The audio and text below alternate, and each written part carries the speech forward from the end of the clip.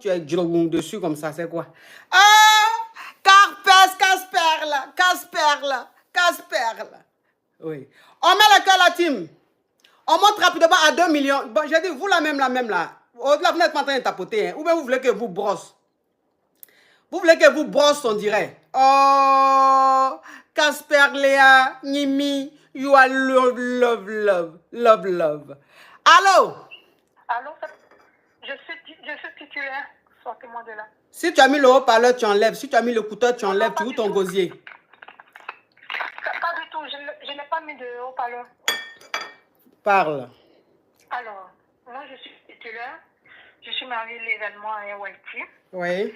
Et on s'était rencontrés dans mon pays d'origine, la Côte d'Ivoire. Et Oui. 2 ans après, on s'est mariés.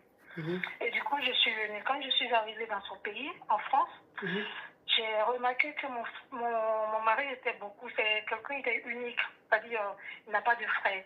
Du coup, il ne sait pas prendre de décision. Toutes les décisions viennent de sa mère ou soit de ses amis, de dehors. Plusieurs fois, j'ai eu à lui faire des remarques sur certaines choses, mais à chaque fois que je lui faisais des remarques, je me rendais compte qu'il partait tout expliquer à sa maman. C'est sa maman qui prenait les décisions de la maison. Elle lui a dit de ne pas faire de gosse et tout ça, et il est venu m'en parler. Et du coup, moi, ça m'a un peu importé parce que vu que les années passaient, plus les choses n'avançaient pas comme il se doit. Et du coup, je lui ai demandé je lui ai demandé comme ça une fois, si il n'était pas heureux avec moi, si voilà. Il m'a dit non, que ça n'avait rien à voir et tout ça. J'ai dit ok. 3 ans, 4 ans après, c'était toujours pareil, pas d'enfants, les choses, comme on appelle les échanges, quand il y a des échanges ou bien quand je me plaidais quelque chose, sa mère est, voilà.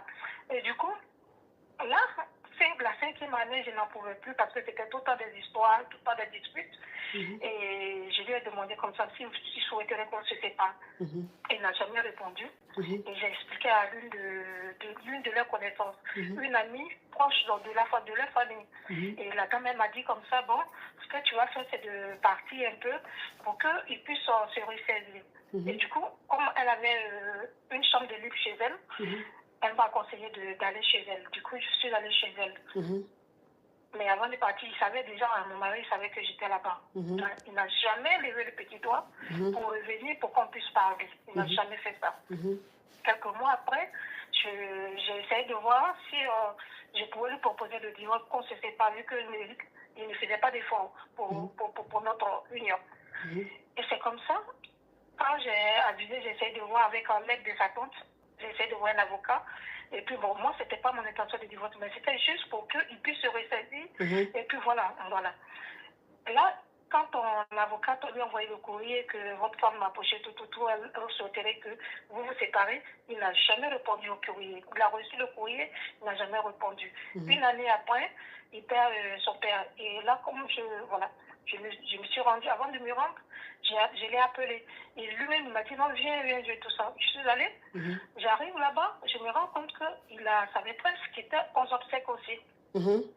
Par les gestes, parce que moi, je ne savais pas que c'était sa maîtresse, mais par ses gestes, vu que moi, je suis une personne de couleur, ils sont tous anti-white, c'est moi qui était, la différente personne, Et par ses gestes, j'ai su qu'il y avait quelque chose. Oui, mais ma chérie, c'est quoi la question? C'est trop long.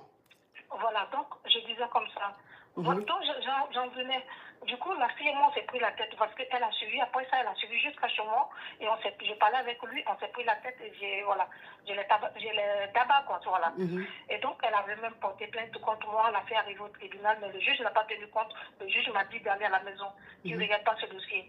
Et là, ces derniers temps, mon mari revient pour demander des excuses. Il me dit même que la fille s'était même installée chez lui, dans la chambre d'amis d'après lui. Et donc, après ça, la fille est partie et il présente des excuses.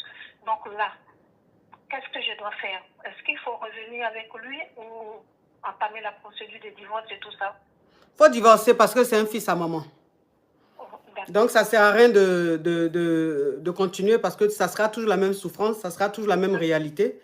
Et comme ça te fatigue, et que c'est pour ça que vraiment tu es parti, et de toute façon tu es parti pour le faire réagir, il t'a ignoré catégoriquement, c'est-à-dire que limite c'est comme si même tu n'étais pas parti. Et il vivait avec sa kisa chez vous à la maison, Oui. Voilà, c'est dit que le problème est là, c'est un fils à maman, il ne change pas. Un fils à maman, c'est comme un pervers narcissique, ça ne change pas, ça reste tel. Donc, soit tu t'adaptes, tu acceptes ça et tu t'adaptes, ou soit tu pars. Et toi, comme tu n'acceptes pas, parce que c'est ça le problème, donc faut gagner temps, ma chérie. D'accord. D'accord? Courage, ma chérie. Merci beaucoup.